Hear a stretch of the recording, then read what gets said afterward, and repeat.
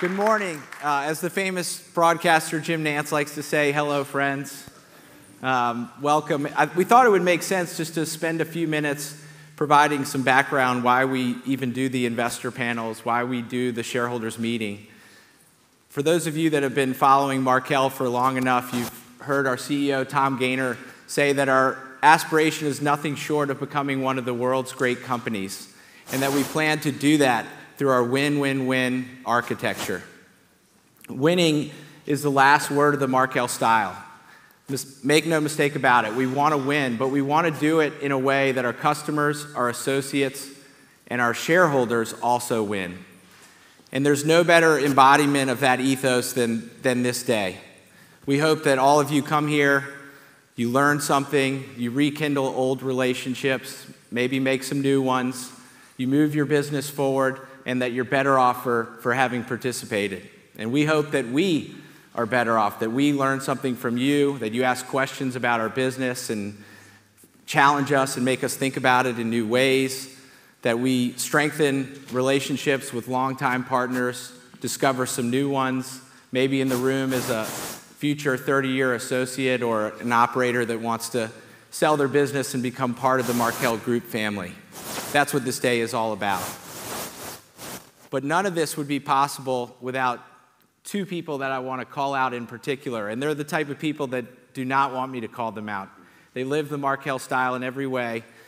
They are what I like to call the magic makers, and it's Cynthia Green and Gretchen Nurnberger from the Markel events team. Could we please give them a round of applause?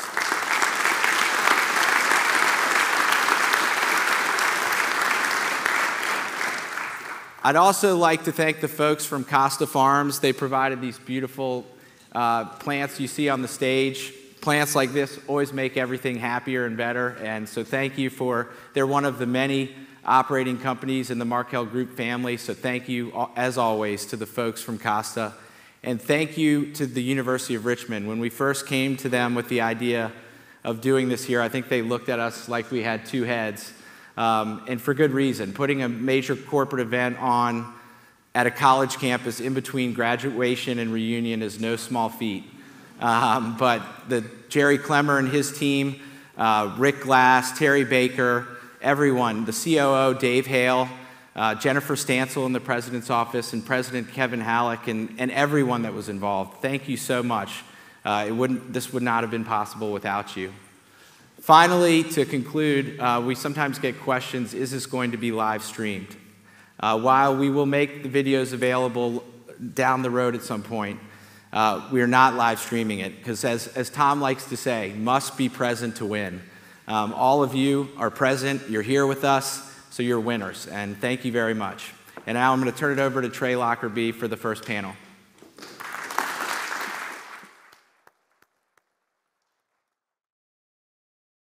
My name's Trey Lockerbie, and I'm extremely excited to be here today. And while Julie and I are both Hoosiers, we're really happy to be here at the University of Richmond. And we won't talk about that. But yes, really honored to be here today because I have the extreme privilege of interviewing Tom and Julie. In his book, Good to Great, Jim Collins referenced what makes a great leader. And there's a few shared components with all the successful companies he studied. The leaders were highly capable, they were contributing team members, they were competent managers, and effective leaders, meaning they were able to inspire others. But out of nearly 1,500 companies, there was only a handful that had level 5 leaders. And those were leaders who had all those characteristics I just mentioned, but then also brought humility, and a few key points here, unwavering commitment to long-term success. And I feel extremely privileged because I feel we have 2 level 5 leaders here today. So really excited. And with that, I'll start with you, Tom. We're here to talk about values-based leadership. I want to first understand what those 3 words mean to you. Doing the right thing. And Tyler did the introductions, and you could tell what a spectacular teammate he is. And I'll let you know what Susan observed about Tyler. She said, Tyler does the right thing. And what she meant by that was not only does he do the right thing, but he knows what the right thing to do is. So that is sort of the guiding principle and the guiding way. And I also joke, for instance, sometimes I started out life as an accountant, but I'm not really a detail-oriented person. So sometimes I try to stay at the 80,000-foot level on things. And so some discussion about something related to compliance came up. And I said, if I was in charge of compliance, I think I would have only 2 answers. And one answer was, okay. And the other would be, come on, man. So I don't put too fine a point on it beyond those 2 things. But when you're guided by that sense of what the right thing is to do, and that really enables you to do the right thing much more consistently than if you were just floating around without those anchors. I remember Buffett would say integrity, which I believe you're kind of describing there, is imagining what you're doing when no one's looking, being on the front page of the newspaper the next day, and whether or not you'd be proud of that, that action. Julie, how would you define value-based leadership? That's an interesting question. First of all, I'm going to preface that I have the distinct honor to be sitting next to someone that I respect deeply and care about as well. But he is a master storyteller. So to be sitting next to him and thinking I have to answer after Tom does is a little bit intimidating. I was hoping you'd do most of the answers. Well, I was hoping for the exact opposite. But those that know me know I rarely keep quiet. Tyler, I don't think of leadership, I don't qualify it values-based leadership, because to me, good leaders are naturally going to have that North Star and be leading from a place of their North Star, which for me is serving people. And so I don't parse it out like that, but certainly the things that you described from Jim Collins, I've read his books many times, and whenever I have a tough time in business, I find myself going back to them and reading and saying, it's okay, we got this. We do have committed people. We do have courage. We do have curiosity, those sorts of things. So I don't think I've thought of it very defined. Well, when you hear value-based leadership, sometimes it can sound just like, words, and of course, yes. Of course you want values-based leadership. Of course, every company wants to have values and do that. Where do companies fall short? What's an example of when you had to be guided by those values to actually maybe overcome, or you were at a crossroads where you said, no, we're going to make this decision because this is a part of our values? I think that goes to what Tom said, which is actually Cable One's very first value, which is do right by those we serve. In slang, we just say do the right thing. And if you have set about an operating philosophy, which for us is that happy associates ensure satisfied customers, which in turn brings about a long-term profitable business. In other words, that profitable business naturally falls out as if by magic, but it's not. It's a lot of hard work from those happy associates.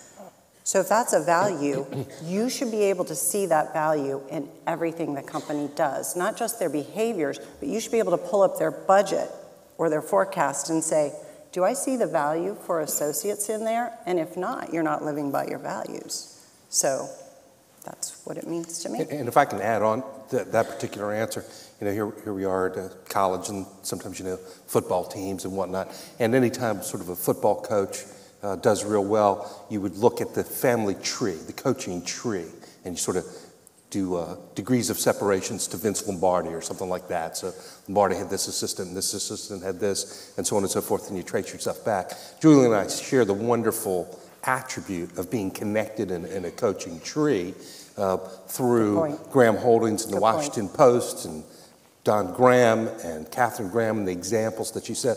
And one of the ways that would manifest itself in the choice is first, set up your system so that you're not forced to make tough choices whenever you possibly can. Absolutely. So for instance, for us stewarding public companies, we don't issue guidance or quarterly estimates or things of that nature such that we don't have that artificial pressure to do something that would make a number this quarter, as opposed to the thought of what would be the best thing for the business to do over time. And one of the ways that that would manifest itself at Markel is, through the growth of Markel Ventures, and this would be true in the insurance business forever.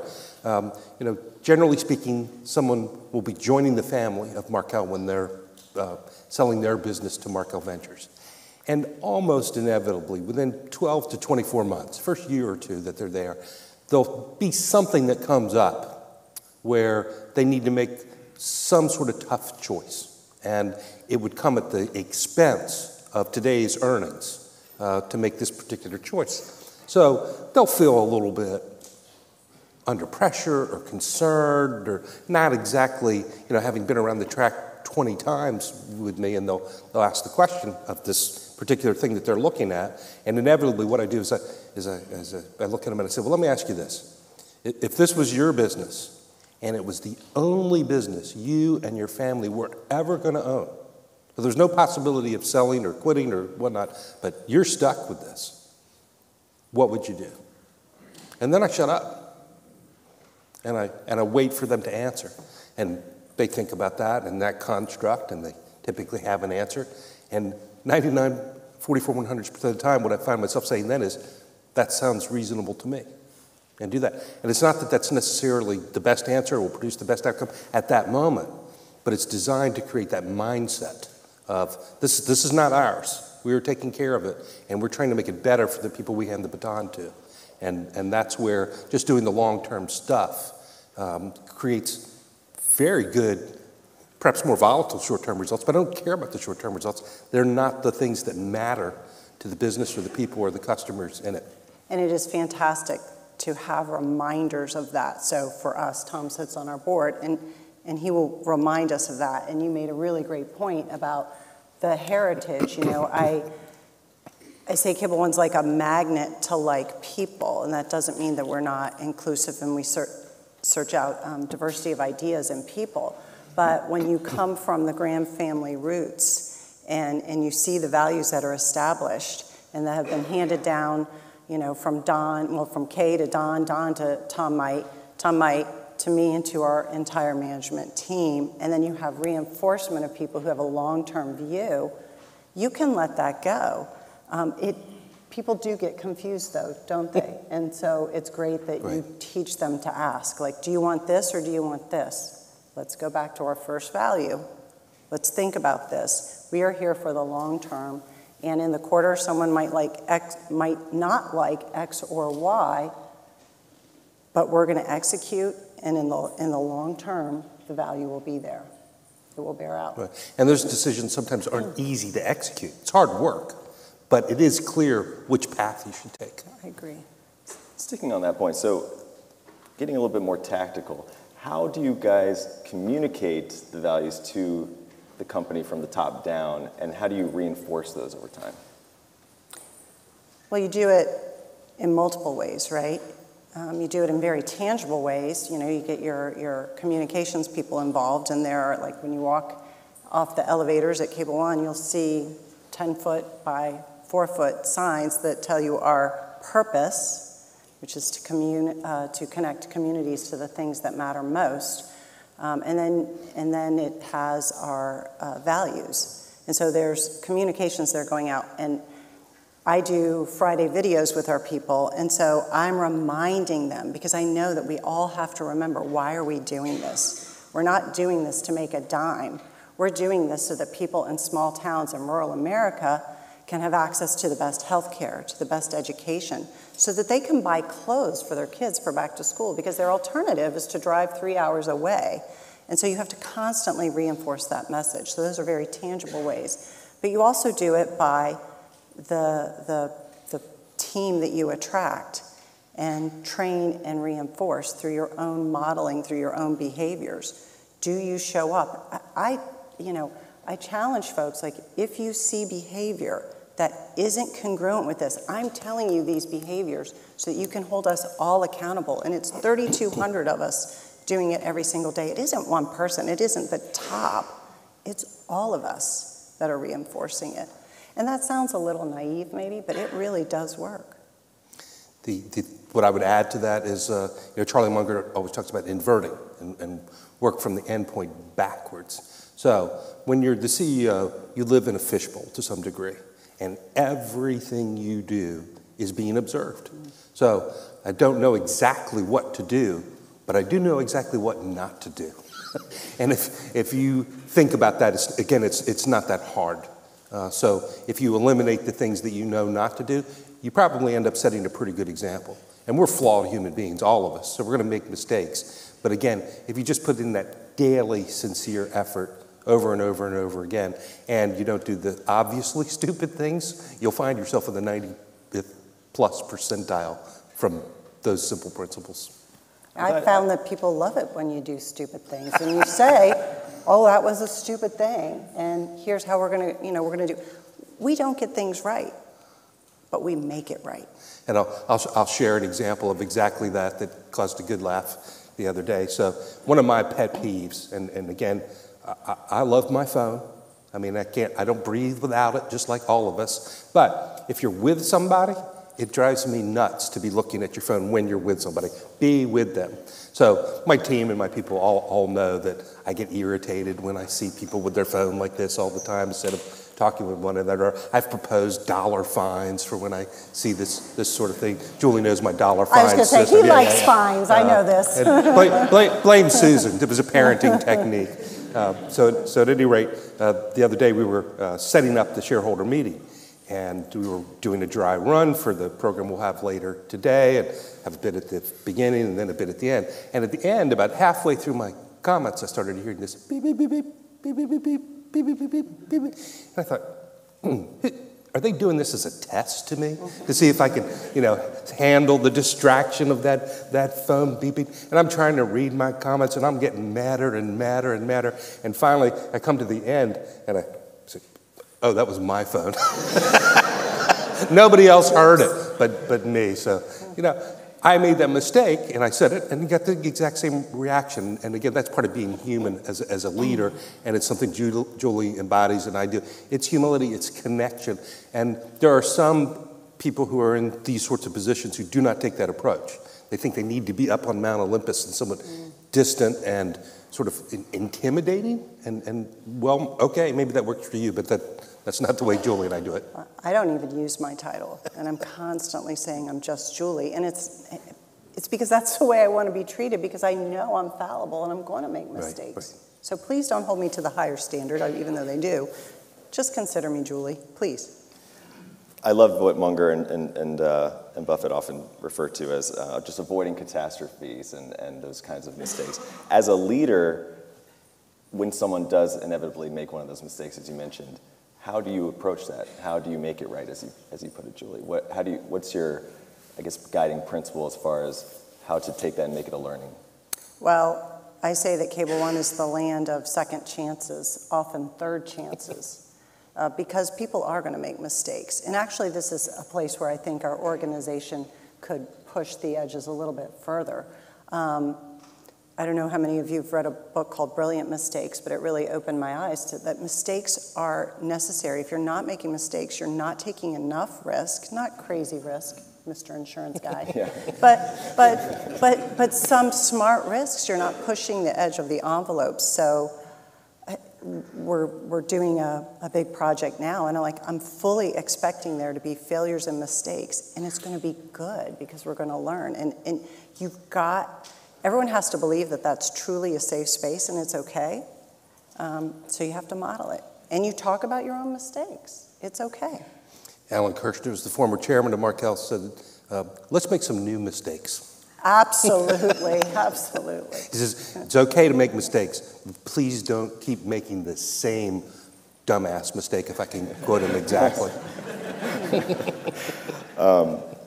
That's perfect. When you and I spoke a couple years ago, Tom, we were comparing companies to Bruce Springsteen and the E Street Band, because you mentioned a key to their success was their acknowledgement of the importance of the ensemble as a whole, not just Bruce, but the entire band, and having the mutual respect.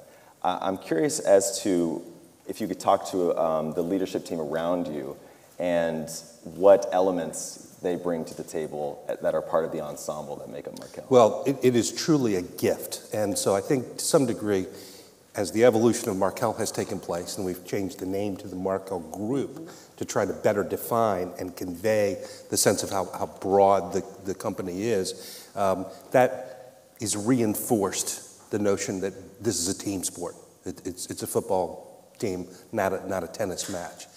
So, for instance, my partner, Mike Heaton, who's been side by side with me, and Susan as an example. Susan's an engineer by training. Mike is more analytical and detailed than I am, and they're sort of the two closest people to me. And I don't know if you remember that show, Modern Family. Jay Pritchett has a great line in that. He says, success is 1% inspiration, 1%, 99% perspiration, and 1% attention to detail. So I'm not the attention to detail guy, but they are. And the ability to be able to be in partnership with people who compensate for your weaknesses and have different roles, and at different times you're going to be shooting the ball, different times you're going to be passing the ball, and to be able to work together.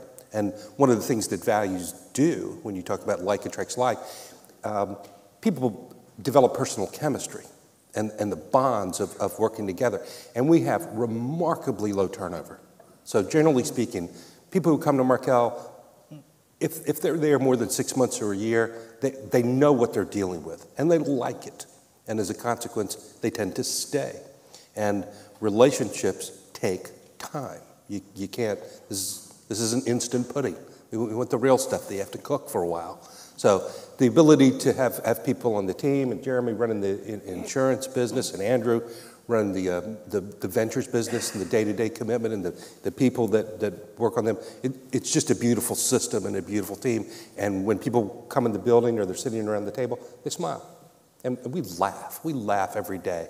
And I can remember one time when somebody came and they were in a sort of an official capacity of some sort, and I was telling Susan about it at the end of the day, and she says, were they mean? And this is a person I had to see whether I wanted to or not, but they did. And I said, no, but they were humorless. Ugh. And again, Munger, we're the exact opposite of that. We get accused of not taking things seriously enough, but we laugh and have fun, and that's a good marker. Maybe Julie, maybe you could talk about the leadership team around you also, and what makes up that ensemble. Yeah, I was smiling as Tom was talking. I was talking to one of our SVPs who heads our B2B group, and we were talking about something, and he looked at me, and I'll say it exactly how he said it. He said, "Oh shit, you don't have all the answers." And I said, "That's right, I don't." And it reminds me, Tom Might, the previous CEO, had a discussion with me, and he said, you're going to be the next CEO. And I said, no, I don't think so. And I had to really think long and hard about it. And I went to the team, and I said, I can only do this because of you. I will say yes because of you, because each one of you will come alongside, and together we'll do this thing. And it's bigger than that, too, because let's face it, we're talking about leadership. But leaders are everywhere. Just because you have a title doesn't make you a leader. Leaders are everywhere throughout the organization, and it literally takes 3,200 people making the environment, creating that system to do good every day. So I absolutely concur. There's no sense piling on anymore. What you said is exactly what happens with great teams. Sometimes you hit a fork in the road where growth, for growth's sake, doesn't quite balance with values. And that comes up every time. How do you guys balance the idea of growth when it might not stick to the values or go towards the long-term timeline you're working towards? Let me jump in here. I've never found those to be in conflict. Growth is not our objective. Growth is what happens because we do the things that we're supposed to do. It plops out the end. It's a byproduct. It really is. That makes sense. Julie, you are very adamant about sticking with customer service and focusing on customer service in your communities, and you have many programs that benefit the communities around you. What, I would say, ROI, let's say, have you seen from focusing on the communities, whether monetarily or otherwise? What impact have you seen on the culture from doing that? Yeah, it is embedded in who we are, because let's face it, about 80% of our associates live in the towns that we serve. And so, of course, they care about their communities. And since we care about associates and our purpose is to connect communities to the things that matter most, it isn't just about broadband service. It's about making sure their schools are vibrant. It's about making sure that people are fed. So it is just a natural part of who these people are. Our associates are neighbors to their customers. And what sort of service do you expect from your neighbor, the person that you see at the grocery store? Your kids play softball together. You see each other at church, for example. So being neighborly and helping those communities is a part of who we are. Do we measure the ROI on our philanthropy? No. But we can measure it in our associates' faces and their energy. I mean, we have something called an Angel Day. And we do many charitable things throughout the year, but each person, that might be as part of a group, but each person can choose something that's very personal to them and take the day off and get paid for it to go and do that. When they come back and tell you what they did at Phoenix Children's Hospital or the Humane Society, or we just had a Special Olympics Day, you can't bottle that. It spills out and over, and it colors everything they do. And people will say, this is why I'm here, because these things really matter to me, and they matter to you, and you walk the walk, and I will do the things that the company is laying before me as goals, because I am committed to the company, I am loyal to the company, and I want to do the company's work, which is pouring back into those communities. So it's this virtuous circle up. And let me give you an example of something that goes on within Markel. So Hunter Lansing, who runs Lansing Building Products, when they joined Markel 3 years ago, obviously you do due diligence. The Lansing family was well known. The company was well known. We knew they were the right kind of people and everything. But once you get married and you're working together every day, you learn more about somebody. So here's something I learned about Hunter, and this practice that he did changed me. And it wasn't a new thing. It was a reminder of things my mother taught me when I was a kid. And that is, so for instance, one of the ways which they would try to get at some notion of ROI and measurement, because measurement is important even though you're measuring intangible things, is they do a Great Places to Work, which is a branded process of trying to measure and get the sense and pulse and tone of your employee group, and now everybody's feeling. So that's a pretty thorough process, and they take it very, very seriously there. And the product that the consultants give you at the end is the survey answers, but it has a lot of narrative space in it as well, where people can make comments. So the notebook comes out this thick, and I believe, and Hunter's wife Stephanie can either verify this or deny it, I almost think Hunter sleeps with that book. And 24/7, I never see him without it. It's in his backpack when he travels and we're together.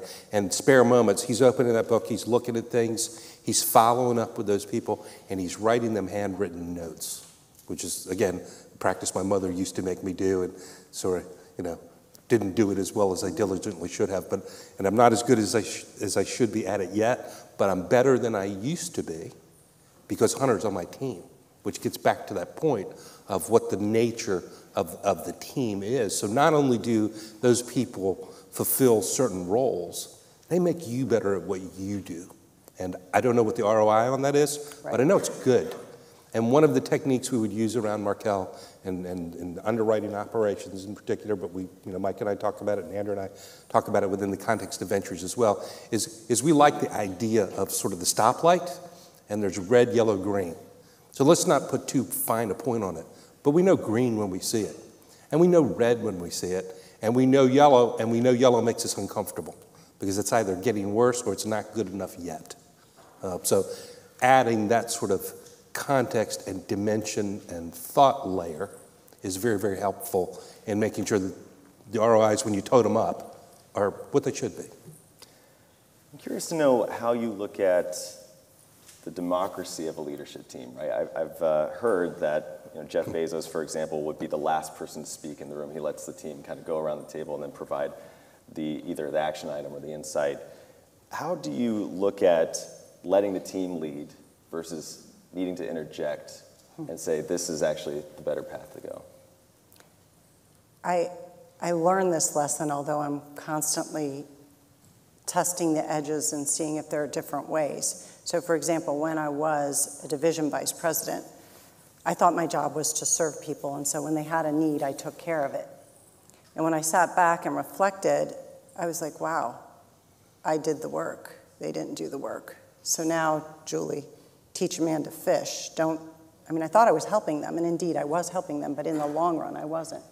And so, teach a man to fish. Let the team do the work, but be there and understand that you have the support, that you set up the support system so that they can be successful. But I'm constantly musing over that. I mean,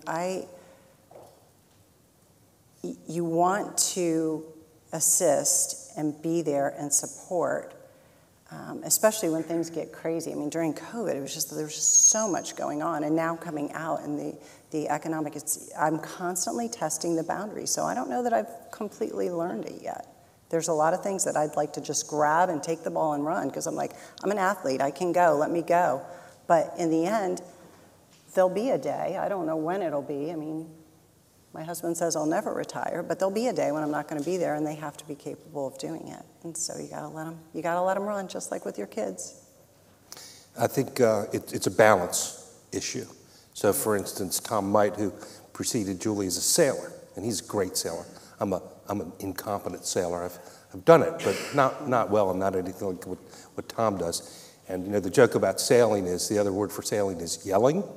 So, raising lines and grabbing things and so on and so forth. So if you're the captain of a boat, the fact of the matter is everything about sailing is all about the idea of balance, and you're balancing off the various forces that are involved. And if you're yelling as a captain, maybe that's because it's a moment of crisis, and decisions need to be made in an executive way, they need to be done. You are in that position for a reason. At this moment, you make the call and go. Other moments, 99% of the moments, are all things that are designed, as Julie says, to help the crew build its skill such that they don't need to be yelled at. And they feel it and are responsive to things, and things can be communicated in two-way conversations rather than the moment of crisis. But make no mistake about it, one of the things that is involved in being a CEO is there are moments when you have to make a call. And it is your responsibility to do so, and you can't delegate it. You got to make this decision. Well, and that's why you build the great team, right? And you have fluidity, and you've got that connection, and you've got the grace to test the edges and try and find that balance. Because quite honestly, Tom, I say balance is a unicorn. Try and find it. So when you find it, it slips. Yes, that's right. And then you try to re-find it. Going back to my earlier point about the unwavering commitment to long-term success, you guys have both proven that over now decades at your respective companies. At the Markel meeting or brunch, I should say, in Omaha, Tom, you mentioned the duration of management as a key component to success. How do you retain top talent? Going back to the point about leading the team, I've heard this quote, you don't manage people, you manage the product, or manage the product, never the people, letting the people lead themselves. But as far as creating an environment where they can stay and have that duration of management, how do you cultivate that? Well, I think it gets back to how would I like to be treated? I want to be listened to. I want to be respected as a human being. I want people to understand that I have viewpoints that come from my life experiences, from my study, from my reading, from my spending time at other companies. It's one of the great gifts to be a director at other places is that there's cross-pollination that goes back and forth. So the fact that everyone brings some unique stuff to the table and you're willing to listen to it and say, that might work here or that might not work here, but be able to deliver the bad news with the same degree of receptivity by the person as the good news, that just creates an environment. So I don't know how to put a finger on it. Again, I would go back to that notion, what would be the wrong thing to do? And if you're a jerk, if you're yelling, if you're not listening to other people, then that's not going to work. And maybe there are people who endure that. And again, it's in the news, so I think this can be spoken about publicly. I joke, and I don't know if Andrew's in the room, for a long time, I was a Washington football fan, as was Julie, grew up even closer than me. But the Washington football organization, speaking charitably, got to the point where I just couldn't take it anymore. So I tell people for college football, I root for Virginia, and for pro football, I root for Alabama. But let that go. So I had a friend who actually, at one point in his life, worked for, shall we say, the soon-to-be previous owner of the Washington football team. I'll just say it as politely as I can. And when I learned that about him, I said, "You must have been incredibly desperate for a job." And he was. And he, so we laughed and we told stories, but the nature of people in that organization, and look at the turnover in that organization. That's not the way to do it. So I'm not sure I know what the right thing to do is, but I know what the wrong thing to do is, so let's just not do that. I think if you care about people and you develop them, first of all, you get to know them, right? And what is it that matters to them? And you help them achieve that. That helps tenure. But I have found, especially of late, that it's been a real joy to have a team that's made up of tenured Cable One people in the vein of coming from the Washington Post Company and brand new people. Mm-hmm. And it creates tension because the new people don't understand our history and the context, and it's so important to us, and so we spend time educating. But they also bring new ideas from different companies because the world isn't standing still, and we can't either, so we have to be evolving. So it is in there seeking that unicorn of the best of the tenured and the best of the new. And the point I would add to that, though, is, again, that mix of new ideas, roughly you could call this some technical skills and some know-how from different organizations, yes. But the underlying values, those have to be the same. No, exactly. We're working on, digitally transforming ourselves and being, creating the workplace of the future with the workforce of the future as the needs of our customers change. And I just lost my point. Yes, I am old, and so I do that all the time. Well, it's early I'm old and I'm tired, so. To be fair, Julie is on mountain time. Yeah, but what were we talking about? Tell me. You'll remind me. I'll jump in there. Seriously, you'll remind me. So Tom, I know just to that point, you've compared the duration to like a fine whiskey, right, and having it age over time. So you see that. One key component you guys often touch on is transparency. I know Ray Dalio has spoken about radical transparency, right? The ability to have your team tell you to your face what you're doing wrong. That sounds easier said than done. So how do you cultivate an environment where you can create that kind of transparency? It's a spirit of grace. So again, Ray Dalio is to be respected, and investment record beyond belief and all that. That's too much for us. So you need to be able to speak with people in telling truth to power, but don't be a jerk about it. And again, that is a matter of just time and grade, time together, goodwill, eating together, drinking together, spending time together, such that you're able to have honest and forthright communications. Well, I'd say an example just happened. I have so much going on in my head. I have like 5 answers to each thing that you're saying, and I'm like, I should say this, I should say, oh, Tom said that, I'll let him do. You just let people see, look, you're human, and this happens. And that's pretty transparent. But I agree. To the nth degree, no. That's a little, yeah. I'm drawing from a lot of other leaders, but Richard Branson would say that you don't want to hire someone unless you could go out and have a beer with them, right, and spend time with them. Is that? And normally we don't. That's part of the interview process. I was going to say, because people they bring different cultures, different attitudes, different skill sets. When does the skill set outweigh, if at all, the personality? Well, I joke. Charlie Munger, who speaks so clearly and on point one night, he says, if you have a nasty fistula in your colon, you don't need someone who can summarize Proust. You need someone who's done that surgery 1,000 times. So there's an extreme example of where the technical skill is a matter of life and death. So we're not going to worry about how well we get along over beer. We're going to deal with the exact life and death matter that is at hand.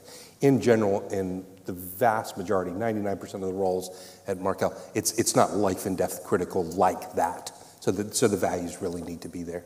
Right. I mean, how you do something is more important than what you do. I've absolutely terminated folks who had great results, but how they achieved them was not in accordance with our values, and they were probably a little shocked, but look at my results. But you harmed people in the process, and we say that's our first value. So you can go do good work elsewhere. I like when my doctor is overly confident too, but you do need to lead with kindness, which I understand. Kind of wrapping up here, we have a lot of leaders, I'm sure, who are following behind you. How would you advise them to start building the cultures that you guys have built? I think these principles are all basic, and they're taught to you by your parents, by your teachers, by your Sunday school teachers, by your Boy Scout, Girl Scout, all those, your soccer team, all of these things are very fundamental and very basic. And there's a great canon of literature, books, stories, movies, traditions that you can latch onto. And just start doing it. And what you're doing is you're building the muscle. So I know you two guys went to Indiana, and I can remember as a kid growing up, among the things that I would know about Indiana was that the swimming program was just off the charts. And I remember sort of like reading Sports Illustrated, and that was my favorite magazine, and getting that every week and just poring over it, and articles about the Indiana swim team, and everybody, shaving themselves to have no hair, and practice was 7 days a week. And I knew a couple things. I knew, A, I'm never doing that, and but B, what an example of if you wish to really be at the absolute pinnacle of something, the degree of effort and sacrifice that is involved is immense, and it is a daily practice. You can know everything in the world about swimming. You can know every technique, every move, every scientific bit, every timekeeping, whatnot.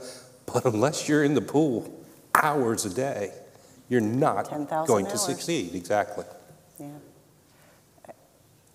There are the main things that all the content that you talked about puts out there, right? But I'm fascinated by like the secondary or the tertiary items, and some of those for me are, be insatiably curious. Curiosity is going to lead you to do research, but also to connect with people, which will ultimately bring about success, because people do the work.